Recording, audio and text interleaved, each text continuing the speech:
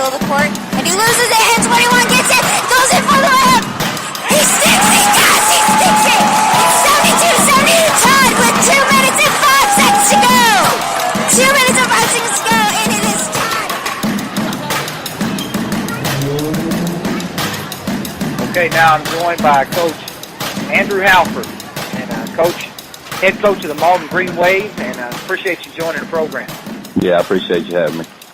And you know, you and I go way back. I was talking to Jamarcus Williams recently, and I told Jamarcus I coached against you as a player, so I don't know if that makes me old or it just means you're getting older. I'll go with I'm getting older. There you go. That'll make you feel that brings a little positive to your life. There you go. That's right. And you know, a funny story about you, and I've told you this story before, and we'll tell the PG version of it on here, but when you were a player at Risco, you were a really, really good player. You played for Coach Brandon Blankenship, had a great career at Risco. So when we played you guys, when I was coaching at Scott County Central, we played you in the district tournament. We had a really young team. We were all freshmen and sophomores, and yes. You guys were good, and I think you got seated ahead of us. I think we got seated third in that district. And, you know, rightfully so. We were young, and we played Charleston and Manor County Central, and, you know, right. We played a really tough schedule. We come in, our record wasn't as good, and so they seated us third. But right before the game, there was a guy that used to write for the Standard Democrat named Lance Hanlon. Okay. And Lance Hanlon wrote this article called Nobody Asked Me But. Right. And it was like an editorial, you know, and so he would write, nobody asked me, but I think this team's going to beat that team, whatever. Right. And so I was in the hospitality room right before the game, and I was talking to Lance Hanlon, and, you know, he's a nice guy, and I walked in the locker room right before the game started, and I just said, you know, guys are like, Coach, what was you talking to him about? And I said, man, I'm going to tell you right now, and I just made this big story up about how he picked you guys to beat us and how we didn't have anybody on our team that could guard Andrew Halford. And so I said that to my guys. And so we had a freshman on that team, a kid named Drew Thomas, who yes, remember him. was a phenomenal athlete, but he was just a freshman. And Drew's like, Coach, let me guard him. And so what I had done before the game is I already decided Drew was going to guard you, you know, but that kind of I used a little bit of that nobody asked me, but Lance never really said those things, but I went in there and our kids, the exact comment in the room was, who is Andrew Halford? You know, and I was just like, right. Lord have mercy, I hope you don't come out here and light us up. But that was well, I mean, they had the right mindset. I mean, who is Andrew Halford? This little rinky-dink Risco down in the boot hill nobody's ever heard of. I mean, you got to have that mindset as an athlete. You do, but I tell you what, I seen you light a lot of people up. I was just glad you had a good game against us. It's just glad you didn't, you know, make it rain that night. And so if I remember right, somebody tore me up in the third quarter, and I don't think I scored. I think you guys got a little lead and never let go. Yeah, well, those were fun times, and so it was. Now you're head coach there at Malden, coming off a great year. You were at Advance prior to that, and really helped build up that program at Advance and did a great job there, and so. You've had a lot of success as a coach, and most recently, you guys took Charleston to the wire.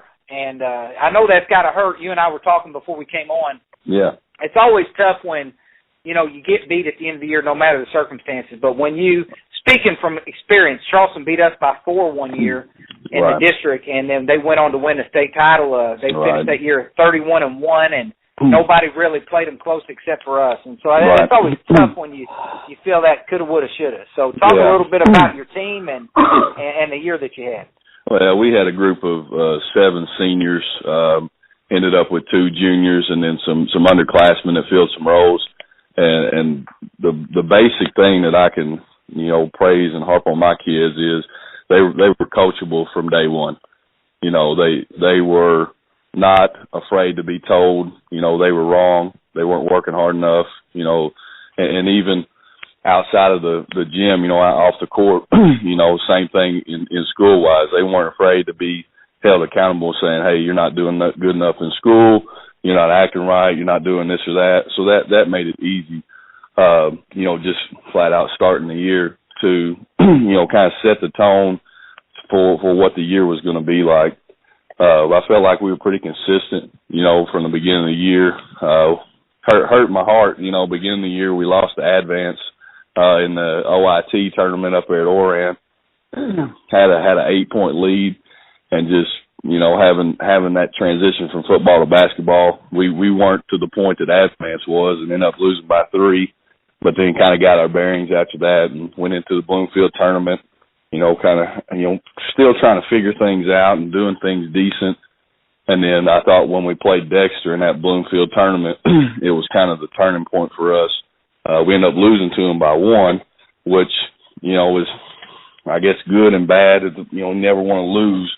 But our kids kind of jumped on that and said, hey, Dexter had just beat Charleston. And that gave our kids a lot of confidence, the middle of the year. Excuse me. We had a lot of the similar ups and downs that everybody has. Somebody's sick here and there, somebody's injured here and there, but our guys just kind of stepped in and filled roles and really didn't miss a beat, even with guys in and out like everybody has throughout the year. Yeah, and that's always the beautiful part of the season is, like you said, I was talking to Aaron Bywell recently, and Aaron, kind of mentioned the same thing. He actually mentioned your team, that you guys really put it on them in the finals of your conference tournament and beat them pretty good, and how he felt like that was a point in their season where their team could have gone the other way. Right. But that, they came back from that defeat and that adversity and that, really that embarrassment and, turned and went a different direction. And you got to give his kids credit the way they responded. But as we know it, as a high school coach, the basketball season is the longest of any of the seasons. You got to go 4 or 5 months. Right. And it's, there's so many peaks and valleys through a season. And I feel like, sometimes you can lose a team in one of those valleys and never get them back.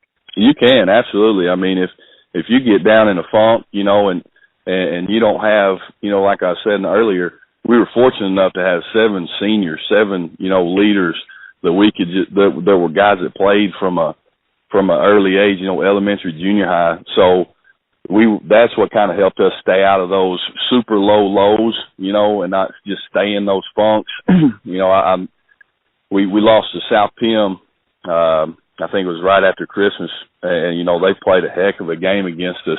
And, we were kind of down because that was a game we felt like we should have came out on top. And then, we just jump right back into it. You don't miss a beat.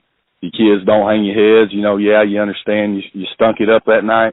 but you kind of regroup, come back the next day, get fired back up and focus on what's next. So what is it about this Charleston team? You played them a couple of times, really tough. What is it about them that makes them so good?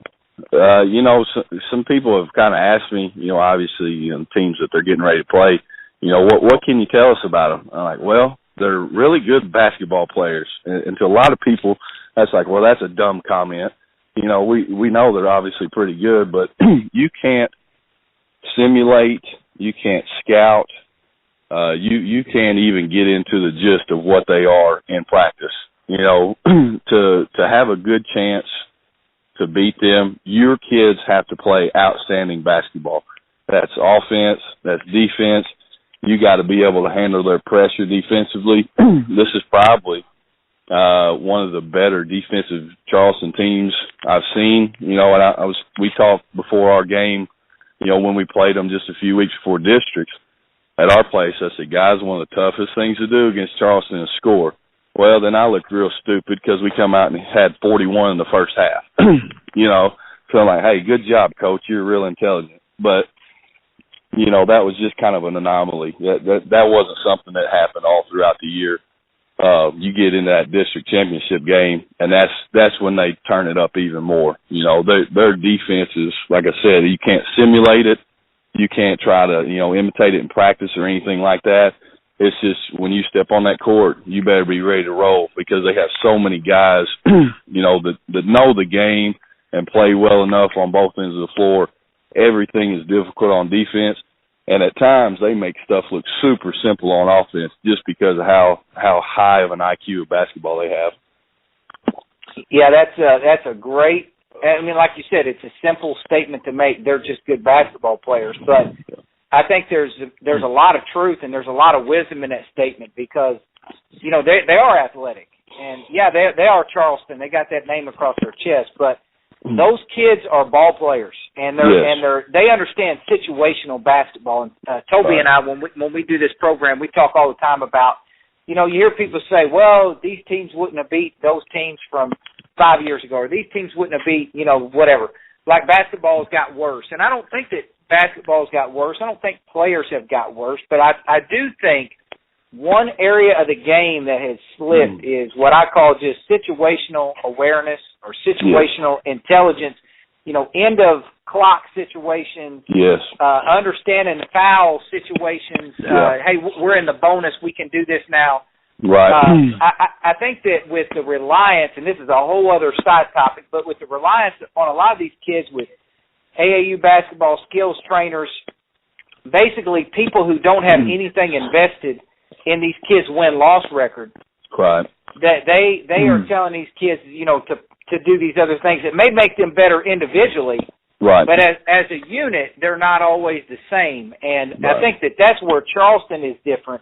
Is they have grown up playing as a unit, and it shows. It really, really shows. And so they're going to be a tough out. I was so glad to see them get past Whitfield, and that marks Danny Farmer's 16th trip to the Final Four, which is just you can't argue with that. It's just amazing. I mean, Coach Farmer was the girls' coach when I was growing up at Scott County Central, and stayed there until the end of my sophomore year. A lot of people don't know this, but he's been to the Final Four 8 times and won 5 state titles as a girls' coach.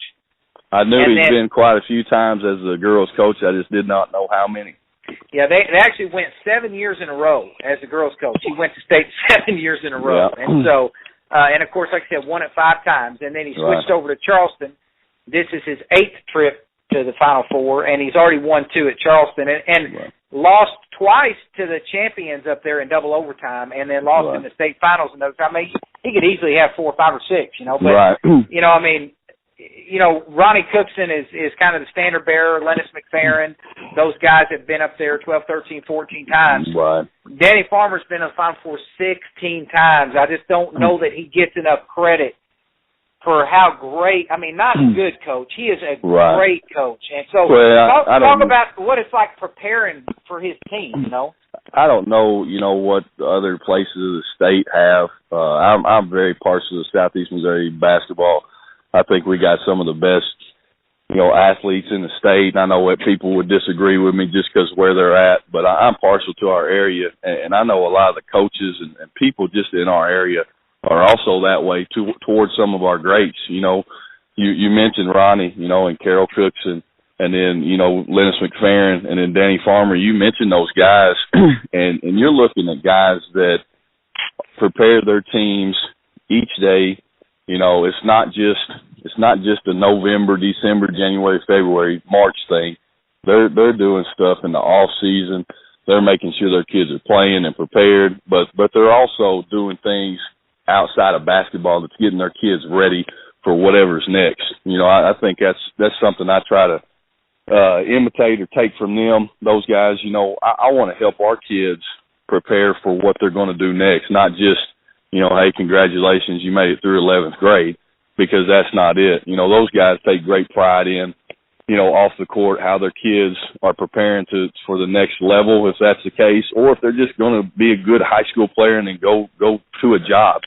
So they instill a lot of things, and the kids might not even recognize it. They instill a lot of things on the basketball court that are going to translate to outside and what's next as well. Yeah, I agree. And having I played for Ronnie Cookson, and then I spent a lot of time around Lennis McFerrin. He and I are really close. And then, Carol Cookson, you mentioned. I grew up around Carol Cookson also. He was always around us with Ronnie. And, Jim Bidwell, another one of the Mount Rushmore coaches. Danny Farmer was at Scott County Central until I was a sophomore. And if you're around those great guys and you get a chance to talk to them, and this, if you're a coach in that area of the state, those guys have never met a stranger, or they've never met a young coach that they won't try to help if you pick up the phone and call and ask them for some advice. And I think that we've got as good a coaches as anywhere in the state down there, with guys like yourself and Brad Botch and Aaron Bidwell coming up. You know, we've got a lot of good up-and-comers also. And so if we tried to name them all, we'd mess ourselves over and forget somebody and hate ourselves for it. It'd take all night to remember everybody. And so, it's in good hands down there, and you're certainly doing a great job there at Malden. And, I know you got to be disappointing, like you said, to come up short, but I tell you what, in the big picture of things, you guys sure did turn a lot of heads this year. Well, I appreciate it. Like I said, I want our kids to be recognized for the hard work that they put in. And I'm sure a lot of these other guys in the area too. People talk about how good coaches are, but it's important to recognize our kids as well, because they're the ones going through all the crap we're putting them through every day too. It's not always fun and games. It is when you're winning, but that daily grind, what they're expected to do every day is tough on those kids, and we expect a lot out of them. That's right. That's exactly right. And so, Coach, I appreciate you taking the time, and I know all of our listeners, we got listeners all over the state, they'll get a kick out of it too. I mean, because we hadn't heard from you yet. So, right on. Who is Andrew Halford? He's the head coach of Malden, and he's a pretty doggone good coach. And so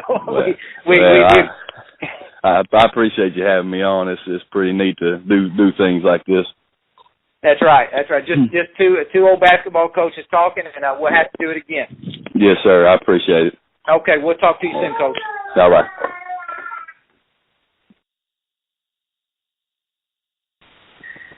Okay, welcome to another edition of the Show Me Hoops podcast. I'm Coach David Heave, and today I'm joined by a special guest. We got on the phone, Coach. I asked how you're doing. I'd be doing fantastic if I just won the Class 2 state championship. Coach Pat Connoway of the Van Far Indians, thanks for taking a second to talk some basketball. Oh, yeah, thank you. And you're right. I mean, the feeling's pretty amazing right now, that's for sure. I don't know that it's really sunk in yet, but, we're actually the Class 2 state champs. But it was a very magical ride, and we're enjoying every minute of it.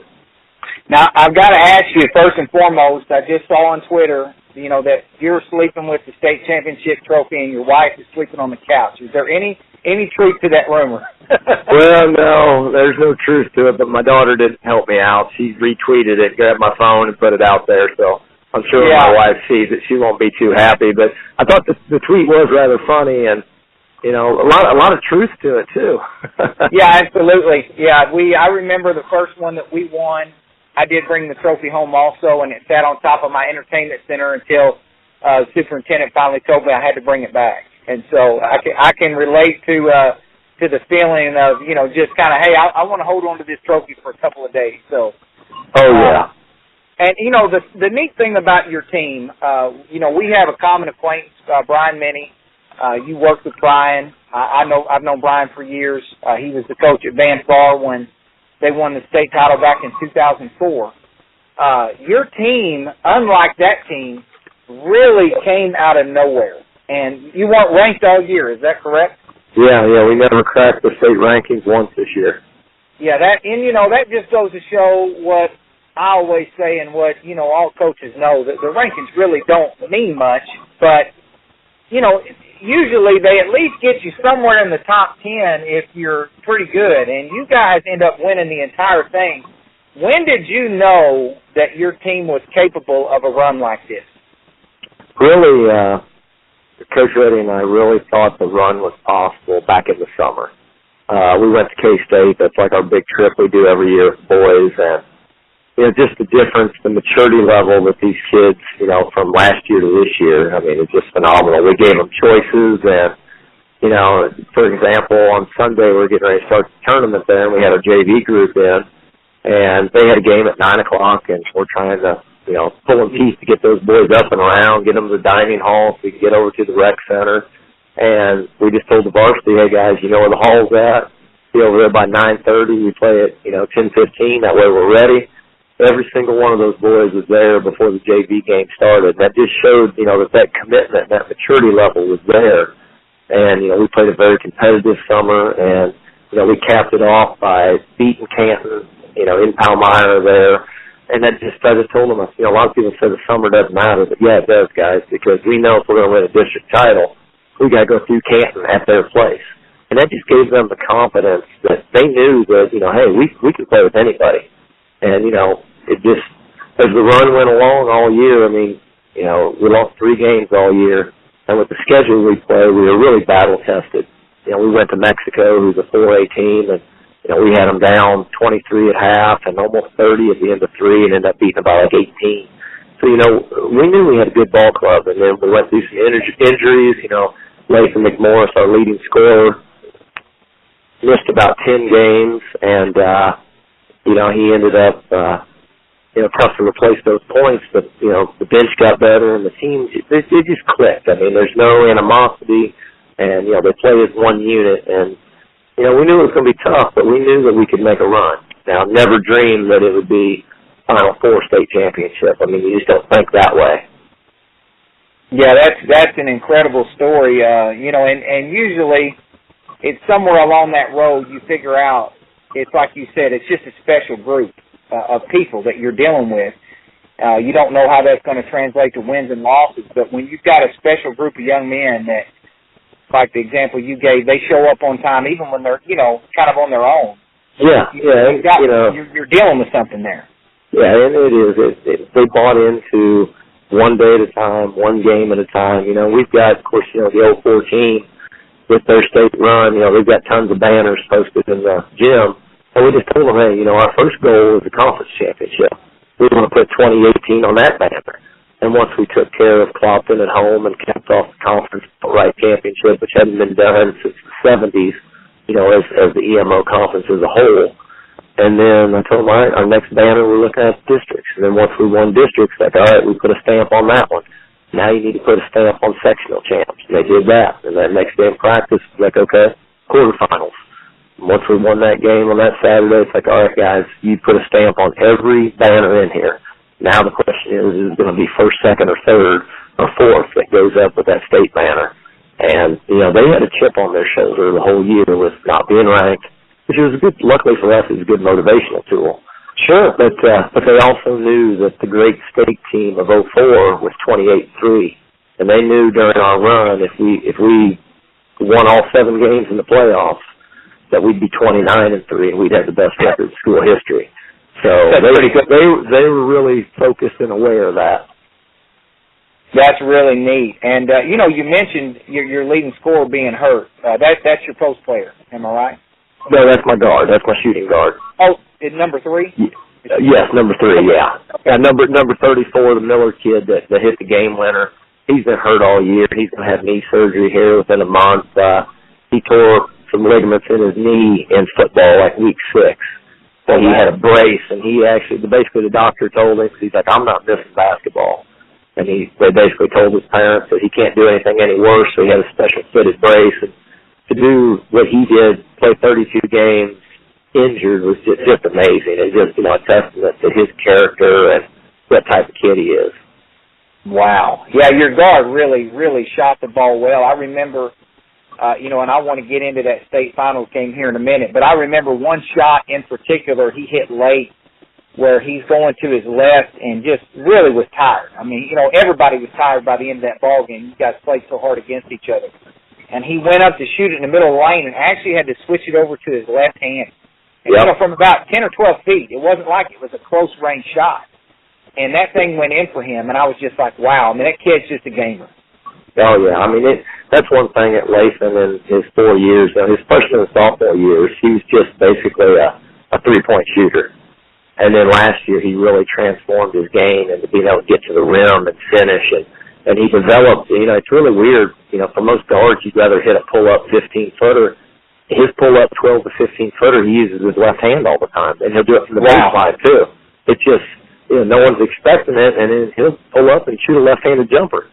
But he just knows how to score. And, you know, he ended up averaging basically 20 a game, and just an amazing kid. Yeah, he had a great weekend up there, you know, with the Final Four. Now, yeah, I got to be honest, Aaron Bodwell, I've known Aaron since he played at Portersville for his dad, who's, you know, a Hall of Famer, one of the all-time great coaches in the state. Aaron actually played at Three Rivers with a couple of my former players, you know, so I've known Aaron for a long time. And, you know, selfishly, I had a rooting interest. I wanted to see Aaron win. And, you know, that was a game that I mean, you really had to be at to see it to believe it. Be honest. I mean, what was the message 2-3 minutes to go in that ball game where you guys were down 8 or 10 points? What are you saying to those guys in the huddle? Well, the whole time, Coach and I were, we're going to be positive. We're going to keep coaching them up and, not get on them. And finally, we kind of left that and threw that out the window with 4 minutes left because I only thought a couple of the kids were really wanting it. So we kind of laid it on the line and said, hey, guys, you got 4 minutes left. This is the biggest moment in your life. This is what you play this game for. And if you're going to go down, you're going to go down fighting. So, let's turn up the defense. Let's get some stops. And what's amazing with this kid is, they don't panic. And, actually the quarterfinal game against Milan, they had us down 15.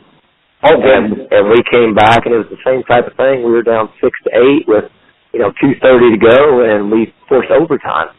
It's like once they get it going, they kind of, smell that fear, and then they just really turn it up. And, it was weird because in that third quarter, I really thought we outplayed them, but we lost 2 points on the scoreboard. So we never had that feeling like, oh, my, we're in trouble. It was just like, all right, guys, you just got to step it up, get some stops, push the ball up the floor. But to see, people like Layson and just diving after loose balls and just things like that are not in his norm, but just showed, the heart of a champion and how much they wanted to win.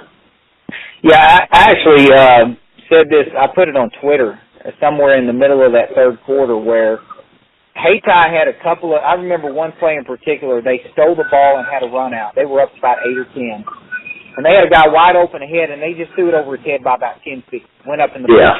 You might remember the play I'm talking about. Yes, sir. It was just like, wow, man, they've got chances here to really put them away, and they're not doing it. And I put it on Twitter, Hayti needs to slam this door before Van Far walks through it. And that's kind of what your kids did. It's like you said, I felt like, it was just kind of like two teams treading water, and neither team could get away from each other. Right. And finally, you guys were able to get some traction there with really a lot of turnovers there late. What was your strategy there in the half court, especially where you guys in the first half were 1-2-2, kind of sagging to take away the paint, and then you really pushed the point out on that zone? What were you telling your kids in the huddle with that? Well, we just told them that, especially with Verlaine up there, using his length, and he's so quick, he can guard a guard. And we're like, just put pressure, really extend Josh and Lacey, look to read passing lanes. Because, the whole first half, it didn't really hurt us in the high post like some teams do. So, what? Don't worry about taking that away. Let's extend and let's try and put some heat on it, force some bad passes. And luckily we did. They threw a couple, into the media row, and, that's what we needed, So, and then even going full court, it was more of a three-quarter, 1-2-2, but it was enough to speed them up.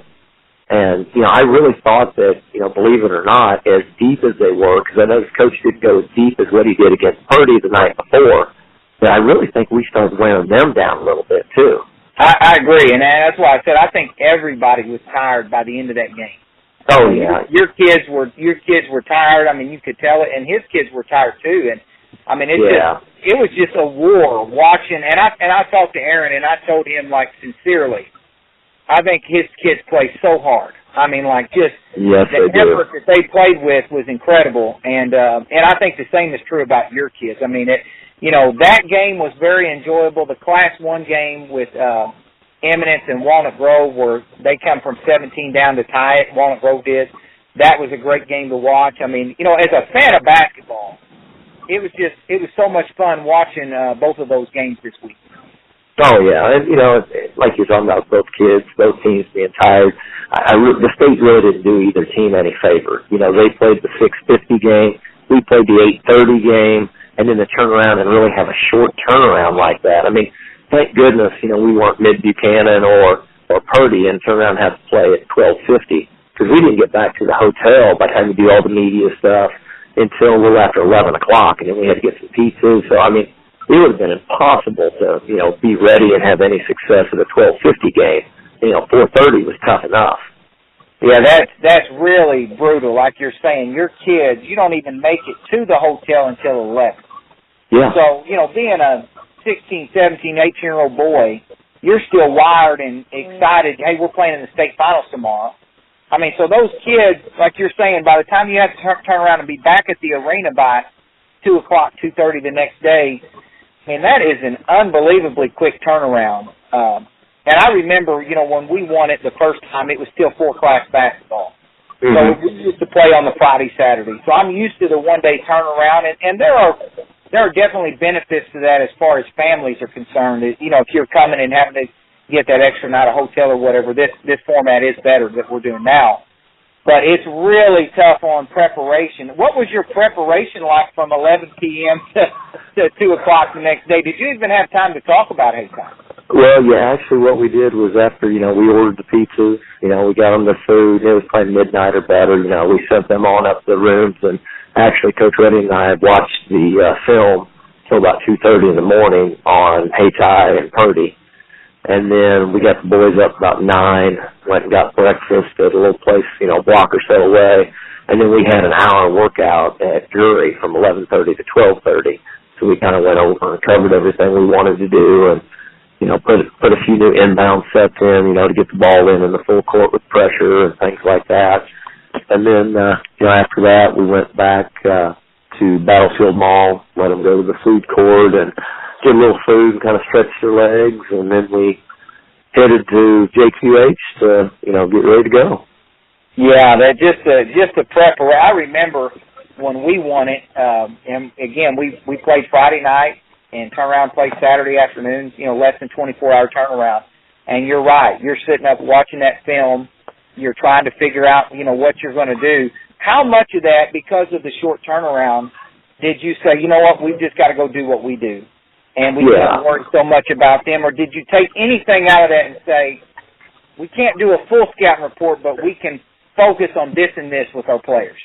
Yeah, basically what we saw against Purdy, and it's a snapshot. We got to see 3 quarters basically. We had film for 3 quarters. We watched the first half, and then we went and watched the whole game later. But it was one of those where, they board well, they get to the rim. We got to make them score from the outside. So that's when we decided, hey, we're going to go with our wide or 1-2-2 and make them be shooters. And, of course, they come out and bang 2 quick ones on us. They did. Yeah. But, we stuck with the plan, and it turned out to be, our best interest. If someone would have told me going into the game that, hey, they're going to out-rebound you 39-38, I'd be like, I'll take that. We're going to win the ball game.